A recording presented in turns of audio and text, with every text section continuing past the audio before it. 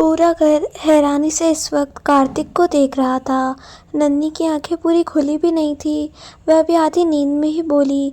कार्तिक उसके हाथ को पकड़कर बाहर ले जाते हुए बोला, सुबह वॉक करना अच्छा होता है, तो तुम कहाँ सोती रहती हो। नन्ही की ठीक से नींद खुल भी नहीं पाई थी और कार्तिक नन्ही के हाथ को अपने हाथों में थामे हुए घर के बाहर निकाल चुका था। नन्ही नींद अभी गई भी नहीं थी जब कार्तिक उसे अपने साथ तेज कदमों से बाहर ले आया था। कार्तिक जानता था अभी नन्ही के दिमाग में कल रात वाली बातें नहीं चल रही हैं। एक बार उसे याद आया, उससे पहले ही वह उसे इस घर से ले जाना चाहता था। बाहर जाते ही नन्ही ने अपने पैरों को दे, उसने तो चप्पल भी नहीं पहना था। वह कार्तिक की ओर देखकर बोली, आप मुझे जॉगिंग पर लेकर जा रहे हैं और मुझे जॉगिंग शूज़ भी नहीं पहना दिया। कार्तिक को अब जाकर एहसास हुआ कि जल्दी जल्दी लेकर आने के चक्कर में उसने उसके पैरों की तरफ तो ध्यान ही नहीं दिया। कार्तिक एक कदम पीछे आया और उसे अपने गोद में उठाते हुए बोला, तो आज मैं जॉगिंग कर लेता हूँ, तुम राइडिंग कर लो। अब जाकर कार्तिक के करीब आते ही नंदिनी के होश आया और उसे अचानक से याद आया कि कल रात को तो वह कार्तिक से नाराज़ थी। कार्तिक ने उसे मूर्ख और बेवकूफ़ कहा था और नन्ही के बदल रहे चेहरे को देखकर कार्तिक भी समझ चुका था कि नन्ही को सब याद आ चुका है। वो जल्दी जल्दी तेज कदमों से घर के उस छोटे से गार्डन एरिया से होते हुए बाहर सड़क तक आ गया था। सामने 3-4 गाड़ी खड़ी थी। वैसे तो सुबह के 6 बज रहे थे, लेकिन ठंड का मौसम होने के कारण आसपास धुंध था, जिसकी वजह से अंधेरा था। नन्ही अपने पैरों को ज़ोर से हिलाते हुए बोली, उतारिए मुझे, उतारिए। आप मुझे कहाँ लेकर जा रहे हैं? मैं तो मूर्ख हूँ, बेवकूफ़ हूँ। मेरे साथ आप क्या करेंगे?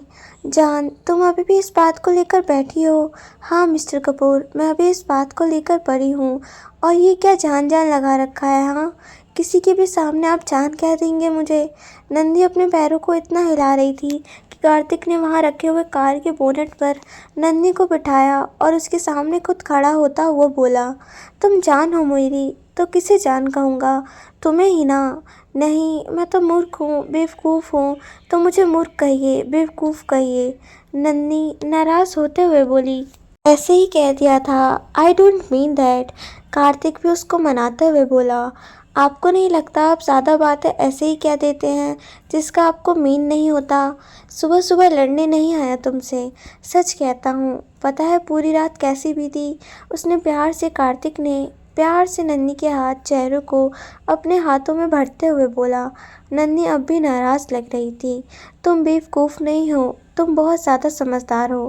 कार्तिक ने थोड़ा सा मस्का मारते हुए कहा, अच्छा, अपना फ़ोन दीजिए। कार्तिक ने अपना फ़ोन नन्ही के हाथ में दे दिया। नन्ही प्रीति का नंबर डायल करती है। 2 रिंग जाते ही प्रीति ने फ़ोन उठा लिया। नन्ही एक एक करके कॉन्फ्रेंस कॉल लगाती है। पहले प्रीति, फिर सत्यम, उसके बाद अरविंद और फिर रिंकी को कॉल किया। 2-4 दिन जाने के बाद सभी एक एक करके अपना फ़ोन उठा चुके थे और कार्तिक हैरानी से नन्ही को देख रहा था, जो पता नहीं क्या करने की कोशिश कर रही थी। क्या हुआ नन्ही? प्रीति ने पूछा। कुछ नहीं दी, बस 2 मिनट, हानि रहिए ना फ़ोन पर। अच्छा मिस्टर कपूर, आपको क्या कहना था? मैं मूर्ख हूँ और बेवकूफ़ हूँ। अभी इन लोगों से बताइए मैं क्या हूँ? नन्ही ने कार्तिक की ओर फ़ोन बढ़ाते हुए कहा। कार्तिक नन्ही के हाथ से फ़ोन ले लेता है और फ़ोन स्पीकर पर था। प्रीति मुस्कुराते हुए बोली, हाँ कार्तिक, हमें बताओ, नन्ही मूर्ख और बेवकूफ़ है या नहीं? नन्ही समझदार है। कार्तिक ने धीरे से कहा, अच्छा, आप मेरे बारे में कुछ अच्छा नहीं कहेंगे? आप मेरी तारीफ़ नहीं करेंगे? कार्तिक समझ चुका था कि नन्ही बिना तारीफ़ सुने तो मानेगी नहीं और उसे शर्म भी नहीं आती थी नन्ही के बारे में बात करने से। जब वह उसके ससुराल में जाकर लोगों के सामने उसका हाथ पकड़कर उसे बाहर लेकर आ सकता था, तो ये उसके भाई थे और उल्टा कार्तिक से ही डरते थे। हाँ, आप चारों ध्यान से सुन लीजिए। नन्ही बहुत समझदार है, वह बहुत अच्छी है।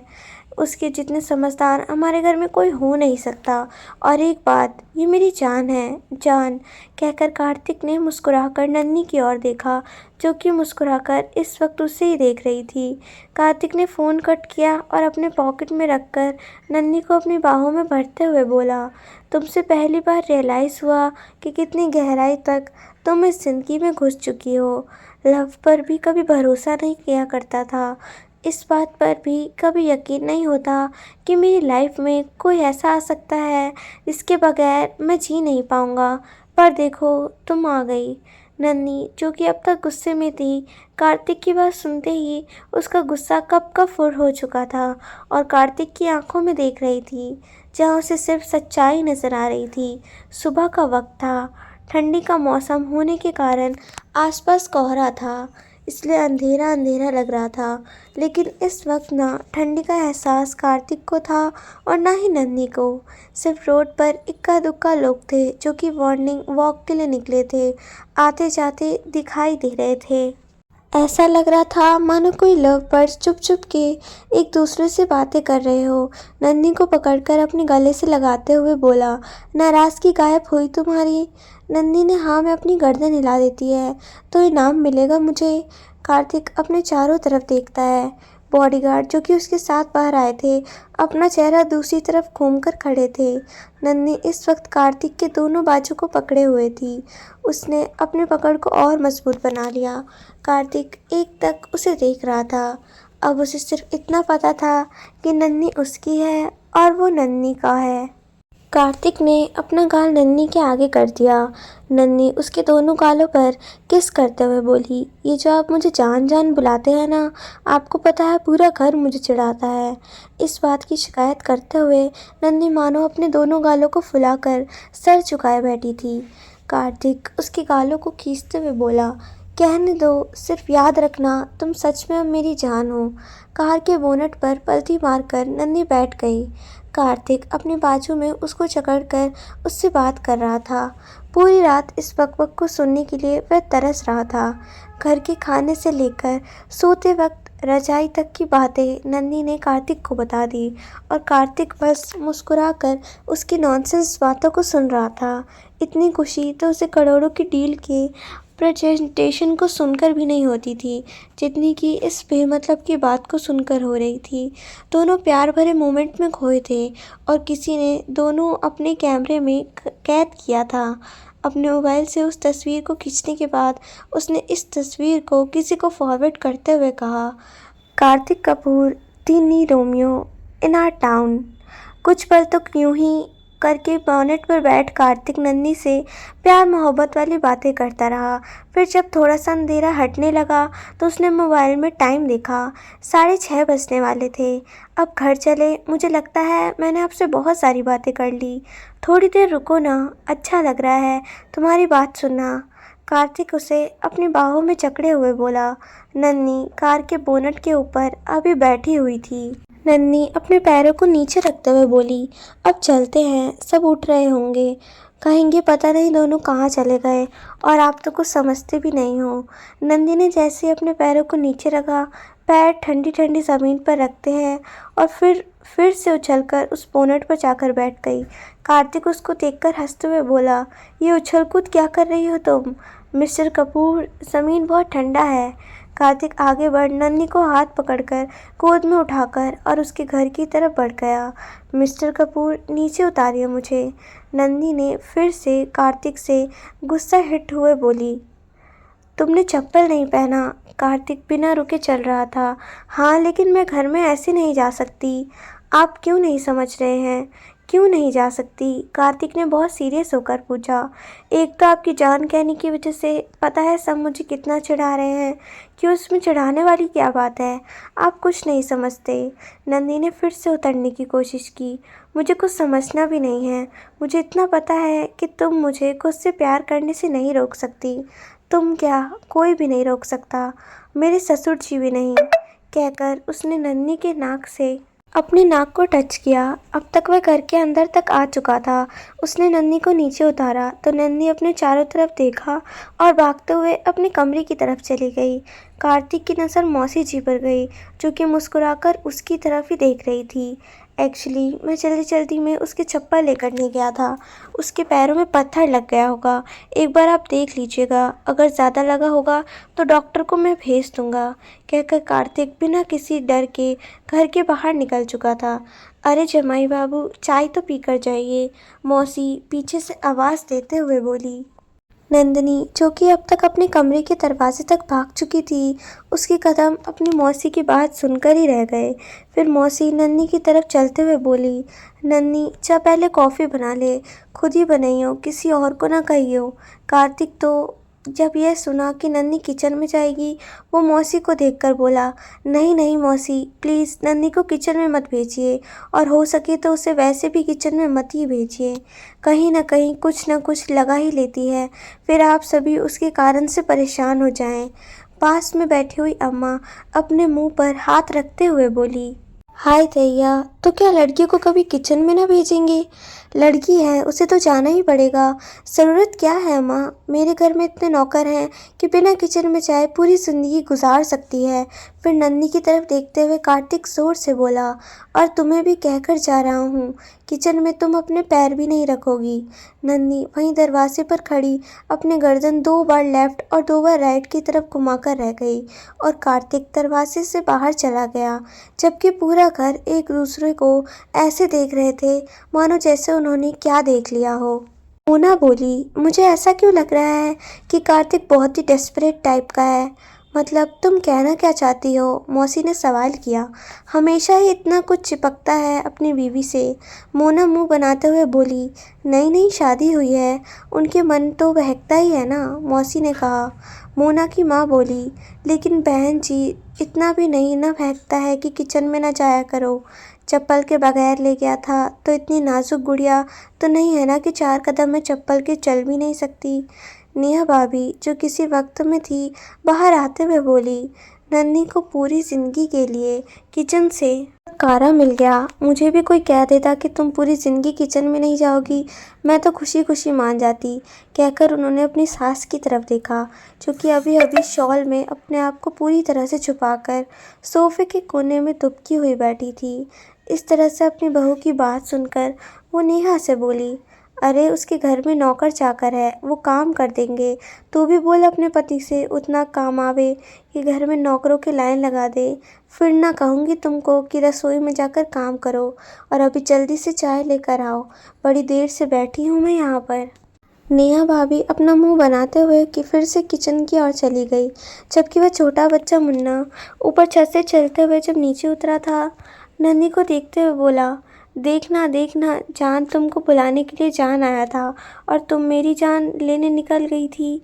उसकी बातों को सुनकर पूरा घर एक साथ ठहाका मार कर हंस पड़े, सिवाय मोना के, जो अब तक तो यही सोचकर खुश थी कि वह कार्तिक कपूर से बच गई और उसकी जगह पर नन्ही की शादी हो गई।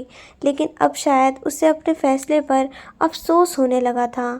यहाँ कार्तिक और नन्ही की तस्वीर को जिसने खींचा था, वह तस्वीर एक मोबाइल पर भेज चुका था। सुबह के 9:30 बज रहे थे, लेकिन अभी भी एक लड़की आलस से सोई थी। लड़का अपने बाइक की चाबी उठाकर उसके साथ देखते हुए बोला, रंभा, मैं ऑफिस जा रहा हूँ, कम से कम उठकर बाय तो कर दो। रंभा अपनी गर्दन दूसरी तरफ करते हुए बोली, मेरे बाय बोलने से तुम जल्दी पहुँच जाओगे क्या? सुबह सुबह दिमाग मत खराब करना, जाओ। लड़के ने अपने गर्दन ना में हिलाने के बाद वापस अपने काम पर चला जाता है। रंभा, जिसकी नींद ऑलरेडी खुल गई थी, उसने अपने मोबाइल को हाथ में लिया और मैसेज चेक करने लगी। उसके किसी कॉलेज के फ्रेंड ने एक मैसेज भेजा था। उसने उस फोटो को डाउनलोड किया, जिसमें कार्तिक नन्ही के चेहरे को अपने हाथों में भर प्यार से उसकी आंखों में देख रहा था। साथ में नीचे लिखा हुआ था, Kartik Kapoor, the new Romeo in our town. उसने अपने चेहरे पर आ रहे बालों को समेटा और बोली, इस प्यार से कभी तुमने मेरे चेहरे को हाथ नहीं लगाया, और 4 दिन आए हुए इस लड़की से इतना प्यार।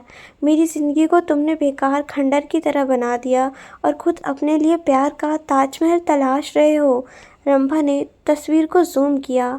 तस्वीर जूम करके नन्ही के चेहरे पर आकर रुक गई। पर फिक्र मत करो, तुम्हारी खूबसूरत बीवी ज़्यादा दिन तुम्हारे हाथों में नहीं रहेगी, कहकर वह मुस्कुराई और फिर से अपने ऊपर ब्लैंकेट डालकर सो गई। आज हल्दी की रस्म थी जिसमें पूरा कपूर परिवार भी शामिल होने वाला था। सत्यम, दादाजी, राम जी समेत इन सभी आदमियों को छोड़कर लगभग सभी औरतें जाने वाली थी। कार्तिक जब शाम को घर आया तो उसे पता चला कि सभी औरतें इस वक्त नन्ही के मामा के घर गए हैं। ये पता चलते ही कार्तिक अपनी माँ से नाराज़ होते हुए बोला, मॉम, आपने मुझे बताया नहीं था कि सभी आज नन्ही के घर जाने वाले हैं। अब सारी औरतें जा रही थी, इसलिए मैं तुम्हें क्यों बताती। सीता देवी भी काफ़ी मग सामने रखते हुए बोली, लेकिन मेरी ससुराल में कोई फंक्शन है, अच्छा लगता है, अगर मैं ना जाऊं तो। सीता देवी का मुंह हैरानी से खुल गया। वे अपने हाथ मुंह पर हाथ रखते हुए बोली, कार्तिक, जब एंगेजमेंट में तुम्हें चलने के लिए कहा था तब भी वह तुम्हारा ससुराल था, तब अर्जेंट काम था मॉम, इसलिए नहीं गया। पर इसका मतलब ये थोड़ी है कि मैं कभी नहीं जाऊंगा। हल्दी है ना, आप बताइए कैसे कपड़े पहनने होते हैं, मैं पहन कर आता हूँ, कहकर उसने गर्म कॉफ़ी को जल्दी जल्दी फूंक फूंक कर पिया और अपने बेडरूम की तरफ बढ़ गया। यहाँ सीता देवी हैरानी से अपने पति की तरफ देख रही थी, जो कि मुस्कुराकर उनकी ओर देख रहे थे। ये सूरज कहाँ से निकला है? सीता देवी ने उठकर कार्तिक के कमरे की ओर जाते हुए बोला। तो राम जी जोर से बोले, मुझे तो लगता है नन्ही के घर से निकला होगा, जाकर अपने बेटे से पूछ लो। कार्तिक की अलमारी से पीले रंग का कुर्ता पजामा और साथ में उसके साथ पहनने वाली चीज़ सब निकालकर सीता देवी ने बेड पर रख दिया। तब तक कार्तिक नहाकर आ चुका था। वो जल्दी जल्दी तैयार होते हुए बोला, मॉम, पहले बता देती तो मैं आधे घंटे पहले आ जाता। सीता देवी ने भी घड़ी की तरफ देखते हुए कहा, अभी भी ज़्यादा लेट नहीं हुए हैं, ख़त्म नहीं हुई होगी अभी हल्दी, जाकर लगा आना तुम हल्दी नन्ही को। ये बात उन्होंने जाते जाते थोड़ी ज़ोर से कही थी। कार्तिक पलटकर अपनी माँ की तरफ देखता है, जो कि मुंह दबाकर हंसते हुए कमरे से बाहर जा रही थी। उसके चेहरे पर भी मुस्कुराहट आ गई। बात तो उनकी सही थी, कार्तिक वहाँ जल्दी में सिर्फ नन्ही की वजह से तो जा रहा था। उसे लगाना था हल्दी नन्ही को अपने हाथों से। अपनी गाड़ी की चाबी को अपनी उंगलियों में घुमाते हुए वह सीटी बजाते घर से बाहर निकल गया और साथ में छोड़ गया अपने हैरान से परेशान परिवार को, जो कि कार्तिक को और ऐसे देख रहे थे जैसे उनके सामने मानो आठवां अजूबा हो। कार्तिक अपनी गाड़ी में बैठा और निकल गया और घर में सभी एक दूसरे को तरफ देखकर नाव में गर्दन हिला रहे थे। नन्ही का घर नाचते गाते सभी घूम मचा कर रहे थे। नन्ही तो अर्पित के साथ बच्ची बन जाती थी। वह भी खूब अपने भाई की हल्दी में नाच रही थी। दूल्हे को हल्दी लग चुकी थी और वह इस वक्त साइड में बैठा उन सभी को देख रहा था। तभी कार्तिक अंदर आया और सबकी नज़र कार्तिक पर गई। मामा जी और रघुवीर जी आगे आकर कार्तिक को अपने साथ लेकर जाते हैं और वही सोफे पर बैठने के लिए कहते हैं। चारों तरफ से बैठने की व्यवस्था थी और बीच में सभी नाच गा रहे थे। कार्तिक ने नन्ही को देखा। पीले रंग के सलवार सूट में नन्ही सभी के साथ नाच रही थी। चेहरे को लेकर हाथ तक सब जगह हल्दी लगा हुआ था। नन्ही की कुछ सहेली और बहनें आगे बढ़ीं और कार्तिक को भी अपने साथ खींचकर ले गई। कार्तिक, जो कब से इसी इंतज़ार में बैठा था कि काश उसे कोई भीड़ में ले जाता, वह झट से उठकर उनके साथ चल पड़ा। थोड़ी देर में कार्तिक भी हल्दी से भर चुका था। दादी माँ वहीं किनारे पर बैठी हुई थी और प्रीति, रिंकी सभी इस वक्त डांस कर रहे थे। नन्ही, सुनो ना, एक काम है, नाचती हुई नन्ही का हाथ पकड़कर कार्तिक ने उसके कान में कहा। हाँ कहिए मिस्टर कपूर, कुछ चाहिए आपको? नन्ही भी डांस कर रही थी। अरे रुको, जो बोल रहा हूँ सुनो। नन्ही रुक गई और अपने दुपट्टे से अपने हाथ को पोंछते हुए बोली, कहिए क्या हुआ? तुम्हारे बैग में मेरा पावर बैंक रह गया है, लाकर दे दो। मेरे बैग में नहीं है, नन्ही अपने चेहरे की हल्दी साफ करते हुए बोली। है, मैंने खुद रखा था। लेकिन नन्ही ने कहा, लेकिन वेकिन नहीं, जाकर लाकर दो, कार्तिक बोला। नन्ही ने हाँ में अपनी गर्दन हिलाई और अपने कमरे की ओर चली गई। कार्तिक ने नन्ही को उस ओर जाते देखा तो झट से वहाँ रखी हुई एक कटोरी जिसमें हल्दी रखी हुई थी अपने हाथ में पकड़ा और बजते बजते नन्ही के कमरे की ओर बढ़ गया। ज़्यादातर लोग तो अपनी मस्ती में ही व्यस्त हैं, इसलिए उन्होंने कार्तिक को नन्ही के पीछे जाते नहीं देखा। लेकिन मोना की नज़र, जो कि कार्तिक के आने के बाद से ही उस पर थी, वह ज़रूर मुस्कुराई। क्या बात है मिस्टर गुस्सैल, अब अपनी पत्नी के साथ हल्दी की होली खेलेंगे? इंटरेस्टिंग, कहकर वो कुछ सोचने लगी। नन्ही अपने कमरे में आती है और अपने हाथ साफ कर कर वो मिस्टर कपूर का पावर बैंक ढूंढ जाती है। धोने के लिए बाथरूम में घुसती है। अपने हाथों को वह धोकर पीछे पलटी तो सामने कार्तिक खड़ा था। वह अपने सीने पर हाथ रखते हुए बोली, मिस्टर कपूर, आपने मुझे डरा दिया था। कार्तिक उसे अपने गले से लगाते हुए बोला, तो अच्छा है ना, लोग डर के पति से चिपक जाते हैं, तुम भी चिपक जाओ। नंदी ने भी अपने हाथों को कार्तिक के पीठ पर रखते हुए खड़ी हो गई। अच्छी लग रही हो, पीला रंग बहुत अच्छा लगता है तुम पर। नन्ही कार्तिक की बात सुनकर मुस्कुराई। आप ऐसे अंदर कैसे आ गए? अपनी जान को अपने हाथों से हल्दी लगाना चाहता था। बाहर सब थे तो तुम शर्मा जाती, इसलिए यहाँ ले आया। नन्ही कार्तिक के कंधे से अपने चेहरे को हटाया और कार्तिक की तरफ देखकर बोली, हल्दी तो बाहर है, मैं अपनी जान के लिए हल्दी लेकर आया हूँ, कहकर कार्तिक ने पीछे की तरफ इशारा किया। नन्ही ने पीछे पलटकर देखा तो एक कटोरी में हल्दी का उपटन रखा हुआ था। कार्तिक नन्ही के गले से दुपट्टा निकालता है और उसके माथे, गाल, नाक सब पर लगी हुई हल्दी को उस दुपट्टे से पोंछने लगता है। नन्ही भी एक आज्ञाकारी पत्नी की तरह कार्तिक किसी ने सीने पर हाथ रखे अपने गर्दन को ऊपर उठाए खड़ी थी। कार्तिक ने पहले उसके माथे को चूमा, नन्ही को यूं ही अपने गले से लगा। एक हाथ से उसने कटोरी में से हल्दी लिया, उसके गाल में से होते हुए उस हल्दी को अपने हाथ के साथ उसकी गर्दन तक लेकर आ रहा था। नन्ही कार्तिक की उंगलियों को अपने चेहरे पर इस तरह महसूस करके आंखें बंद के खड़ी थी। उसके दोनों हाथों में कार्तिक के कुर्ते को उसने अपनी मुट्ठी में कसकर पकड़ लिया था। कार्तिक महसूस कर रहा था उसके हर स्पर्श से नन्ही के शरीर का कांप उसके कंधे पर आकर उसने अपने होंठ रखे तो नन्ही के मुंह से सिसकी निकल गई। जान, अपनी आंखें खोलो, क्या अभी भी तुम्हें मुझ पर भरोसा नहीं हुआ? कहकर उसने अपने हाथ की लगी हुई हल्दी को नन्ही के माथे पर, नाक पर लगा दिया। नन्ही एक पुतले की तरह उसके सामने खड़ी थी। वे कार्तिक के हाथ को अपने चेहरे, अपने कंधे और गले पर महसूस करके सिहर ज़रूर रही थी, लेकिन विरोध एक बार भी नहीं कर रही थी। अब देखना, पहले से ज़्यादा निखार आएगा तुम्हारे चेहरे पर, कार्तिक ने कहा। ये सुनकर नन्ही ने अपने बंद पलकों को खोल और कार्तिक को देखा। अब मेरी बारी, उसने बहुत ही धीरे से कहा। कार्तिक ने अपने हाथ की कटोरी नन्ही की तरफ बढ़ाई। नन्ही ने जैसे ही अपने दोनों हाथों से हल्दी ली, कार्तिक झुककर उसे कमर से पकड़कर उसे ऊपर उठाता है। अब नन्ही के पैर ऊपर हो गया था। नन्ही का चेहरा कार्तिक के चेहरे के बराबर आ गया था। नन्ही अपने हाथों की तरफ इशारा करते हुए बोली, आपने मेरे हाथों को भी दबा दिया, अब मैं आपको हल्दी कैसे लगाऊंगी? तुम्हें थोड़ी सी ट्रेनिंग की ज़रूरत है जान। पति पत्नी एक दूसरे को हाथों से हल्दी नहीं लगाते। नन्ही हैरानी से कार्तिक की तरफ देखा। कार्तिक अपने गालों को नन्ही के गाल से टच करता है और फिर धीरे धीरे रब करने लगता है। नन्ही समझ गई थी कि कार्तिक क्या कर रहा था। उसने अपने हाथों को थोड़ा सा खींचा और कार्तिक के चेहरे को दोनों तरफ से थाम लिया। वह भी हवा में कार्तिक के बाहों में जैसे लटकी हुई थी। उसने अपने गालों पर लगी हल्दी को बारी बारी से कार्तिक के दोनों गालों पर लगा दिया। उसने अपनी बड़ी बड़ी से कार्तिक की आंखों में देखा और कार्तिक के माथे पर अपने होंठ रखते हुए बोली, मुझे पता नहीं था मेरे मिस्टर कपूर इतने रोमांटिक भी होंगे। रोमांस मेरे अंदर इस वक्त इतना है कि मैं तुम्हें क्या बताऊं। बस तुम एक मौका तो दे दो, कार्तिक कहकर धीरे से नन्ही के चेहरे पर फूंकता है। नंदिनी शर्माकर अपनी गर्दन नीचे झुका ली। कार्तिक ने उसे नीचे उतारा और बोला, नीचे सबकी हल्दी हो चुकी होगी और लगभग हमारी भी हो ही गई, क्योंकि इससे ज़्यादा अगर मैं यहाँ रहा तो पता नहीं मैं और क्या क्या करने लगूँगा।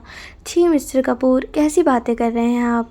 कार्तिक ने शौर की तरफ अपने हाथ बढ़ाते हुए कहा, कैसी बातें कर रहा हूँ मैं साथ नहाने की बात कर रहा हूँ। मिस्टर कपूर, अब आप शरारत कर रहे हो। नन्ही मुस्कुराकर कार्तिक के नाक को खींचते हुए बोली।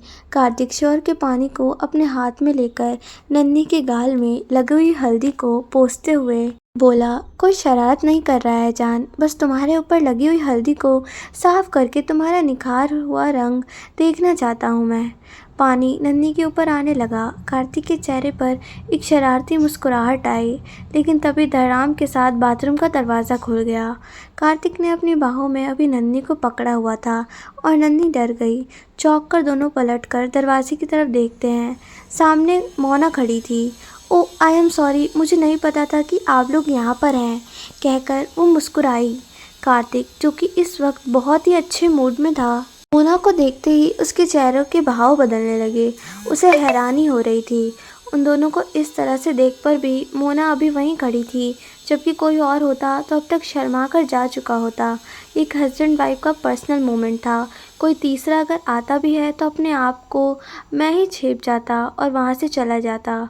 उसके विपरीत मोना उन दोनों को घूरते हुए वहाँ खड़ी थी। नंदी अपने आप को कार्तिक से छुड़ाने लगती है। कार्तिक ने एक हाथ से शौर को बंद किया और दोनों हाथों से नन्ही को अपने पीछे छुपाते हुए बोला, तुम्हें जाना चाहिए यहाँ से, मेरे को लगता है। एक्चुअली हल्दी हो चुकी है, सब नहाने जा रहे थे, मोना ने मुस्कुराकर कहा। तो हम भी नहीं नहा रहे, कार्तिक ने बहुत ही बेशर्मी से कहा। मोना अब भी खड़ी थी। कार्तिक ने गुस्से से एक एक शब्द को अलग अलग करके कहा, तुम किसी दूसरे बाथरूम में जाकर नहा लो। नन्ही अभी कार्तिक के सीने में छुपी हुई थी। वह आधे पानी से भीग चुकी थी। उसे खुद बहुत शर्म आ रही थी मोना के सामने आने में। नन्ही को इस तरह से अनकंफर्टेबल होता देख कार्तिक का गुस्सा भी मोना पर बढ़ रहा था। मोना ने इन दिनों की तरफ देखा और फिर चली गई। बाहर आते ही मोना के चेहरे पर गुस्सा था और गुस्से से पैर पटकते हुए कमरे के बाहर आ गई। बाहर आकर वह अपनी माँ की तरफ देखते हुए बोली, बेशर्मी की हद होती है, ऐसा लग रहा है जैसे दुनिया में सिर्फ इनकी ही शादी हुई है। मोना ने काफ़ी ज़ोर से कहा था और ये बात ना सिर्फ मोना की माँ बल्कि वहाँ मौजूद 2-4 लोगों ने भी सुना। क्यों, क्या हुआ? एक रिश्तेदार ने पूछा। मैं अभी नहाने के लिए बाथरूम गई थी, मगर पता है बाथरूम में मैंने क्या देखा? अब 2-4 औरतें और उसकी तरफ देखने लगी और बोली, क्यों, क्या देखा तुमने? बाथरूम में कार्तिक और नन्ही एक साथ थे। मोना ने अपनी आंखें बड़ी करके बोली। प्रीति, जो कि हल्दी हो जाने के बाद बस जाने के लिए निकलने ही वाली थी, ये सुनते ही उन लोगों की तरफ देखने लगी। वह देख सकती थी उन सभी के हैरान चेहरे, जो इस तरह से देख रहे थे मानो कि क्या देख सुन लिया हो। अब कार्तिक उसका दोस्त कम देवर भी था और नन्ही उसकी देवरानी थी। उनकी साइड लेते हुए प्रीति मोना से बोली, मोना, तुम तो ऐसे बोल रही हो जैसे कि क्या कुछ अनोखा देख लिया हो। दोनों पति पत्नी हैं, एक साथ अगर एक बाथरूम में हैं तो ये बात उतनी भी बड़ी नहीं जितनी तुम बनाने की कोशिश कर रही हो। मोना की माँ प्रीति से बोली, मानती हूँ कि दोनों पति पत्नी हैं, लेकिन ये शादी ब्याह का घर है और ये सब शोभा नहीं देता। अब क्या शोभा देता है और क्या शोभा नहीं देता ये तो मैं नहीं कहूँगी, लेकिन क्या ये शोभा देता है कि किसी पति पत्नी को एक साथ देखने के बाद कोई कुंवारी लड़की आकर इस तरह से इस बात को सबके बीच में बता दे? कहिए आंटी, क्या ये शोभा देता है? मोना झट से बोली। वे दोनों बेशर्मी करे तो चलेगा, मैं लोगों को कह दूँ तो नहीं चलेगा।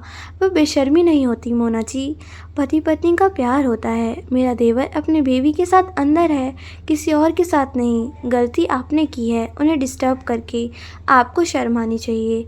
अपनी बहन की बात को इस तरह 100 लोगों के बीच में उछालते हुए नेहा भाभी भी प्रीति का सपोर्ट करते हुए बोली, मोना, प्रीति भाभी सच कह रही है। अगर तुमने ऐसा कुछ देखा भी तो ये सब सबके सामने नहीं करना चाहिए था। पति पत्नी के बीच में इससे भी ज़्यादा नज़दीकी रिश्ते होते हैं। तुम इतनी छोटी नहीं हो कि ना समझ पाओ। ये देखकर मोना ने देखा कि बाकी उस पर ही भारी पड़ रही थी, तो वह कुछ भी नहीं पा रही थी। अपनी बहन और जीजा के लिए खुश होने के बजाय मोना उनके प्यार को ऐसे देख रही थी जैसे कि कोई पाप कर दिया हो उन्होंने। प्रीति नाराज़ होकर बोली, कार्तिक जानता था शायद बाहर कुछ ना कुछ बात हुई होगी, इसलिए वो नन्ही को बाथरूम में छोड़कर बाहर आ गया और सारी बातें सुन चुका था। आते आते वो एक टॉवल्स ले आता है। अपने चेहरे और गर्दन पर लगी हुई हल्दी को पोंछते हुए कमरे से बाहर निकला और मोना की तरफ देखते हुए बोला, तुमने ऐसा देखा ही क्या लिया बाथरूम में कि यहाँ पर उसे बेशर्मी कह रही हो? कार्तिक इस वक्त गुस्से में था। ये बात सभी महसूस कर सकते थे। मोना अपनी नज़र चुराने लगी। पत्नी पत्नी के बीच में एक ऐसा रिश्ता होता है कि हम मौजूद हर इंसान समझता है, और अगर इस बारे में किसी ने नन्ही से बात की या नन्ही को चिढ़ाया तो कार्तिक कपूर क्या चीज़ है? ये मैं दिखाऊंगा। कहते हुए उसने टॉवल को ही ज़मीन पर फेंका और बाहर निकल आया। उसका पूरा मूड ऑफ हो चुका था। वह नन्ही के साथ अपने रिश्ते को आगे बढ़ाने के लिए बात करने गया था। यहाँ उसे अपने लिए तो रत्ती भर भी अफसोस नहीं होता था। उसे तो फ़र्क ही नहीं पड़ता कोई उसके और बारे में क्या कहता है, लेकिन उसे नन्ही के लिए बुरा लगता था क्योंकि वो बहुत जल्दी लोगों की बातों को दिल पर ले लेती थी। वह दरवाजे तक पहुंचकर एक बार पलटकर अपने सभी रिश्तेदारों को देखता है। प्रीति, रिंकी, दादी माँ सभी इस वक्त घर के अंदर थे। वह सभी की तरफ देखकर बोला, अब हल्दी हो गई है तो हम चले। सभी झट से उठकर बाहर की तरफ निकलने लगे। कार्तिक एक बार पूरे घर की तरफ देखते हुए बोला, उम्मीद है आप में से कोई भी नन्ही को इस बात का कानो कान खबर नहीं होने देगा कि अभी यहाँ पर क्या बात हुई है। मौसी जी, जो कि अब तक कुछ खामोशी से सुन रही थी, आगे आते हुए बोली, कैसी बातें कर रहे हो कार्तिक बेटा? क्या हम नहीं जानते नन्ही कैसी है? वो तो तुरंत रोने धोने लगेगी। हम में से कोई भी इसका जिक्र नहीं करेगा और मोना की गलती के लिए हम माफ़ी मांगते हैं। जिन बातों को बंद कमरे में रहने देना चाहिए था, वो उस लोगों के बीच में लेकर आ गई। कार्तिक ने उनकी तरफ देखा और मुस्कुराया। अपने हाथ जोड़कर प्रणाम कर बाहर निकल गया। वह अपनी गाड़ी की ओर बढ़ रहा था जब प्रीति रिंकी से बोली, तुम दादी माँ को लेकर गाड़ी से आओ। कहकर वह कार्तिक की गाड़ी की ओर भागी। कार्तिक ड्राइविंग सीट पर बैठा। प्रीति भी झट से उसके बगल वाली पैसेंजर सीट पर जाकर बैठ गई। अब तू यहाँ क्या कर रही है? कार्तिक गाड़ी में चाबी लगाते हुए बोला, कुछ नहीं, मेरा दोस्त रोमांटिक मोमेंट एंजॉय करके आया है, वही बात करने आई हूँ। मुस्कुराकर प्रीति ने कार्तिक की तरफ देखा और अपनी एक आंखें बंद कर दी। देख कार चालू करते हुए बोला, शी लव्स मी। उसने बोला, ऐसा तुझे? I can feel it. Kartik drive करते हुए बोला, फाइनली हो गया तुम दोनों को एक दूसरे से प्यार। प्रीति पलटी मारकर कार्तिक की तरफ बैठते हुए बोली, इडियट, पहले सीट बेल्ट लगा। कहकर कार्तिक ने अपने हाथ से प्रीति के सर पर मारा। प्रीति यूं ही बैठे सीट बेल्ट लगाते हुए बोली, तब आगे क्या सोचा है? ये बता, हनीमून पर जाएगा? तुझे कैसे पता चला?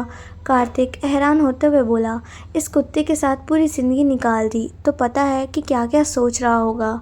चुप कर चुड़ैल, कोई अच्छी जगह बता हनीमून के लिए। प्रीति ठहाका मारकर हंसी और साथ में कार्तिक भी। जाने कितने दिनों बाद वह एक दूसरे को गाली दे रहे थे। पूरे रास्ते भर प्रीति और कार्तिक दोनों बकबक करते रहे। वे कहाँ जाएंगे, कहाँ कहाँ घूमेंगे, क्या क्या शॉपिंग करेंगे। प्रीति ने पूरी टिप्स कार्तिक को दे दी।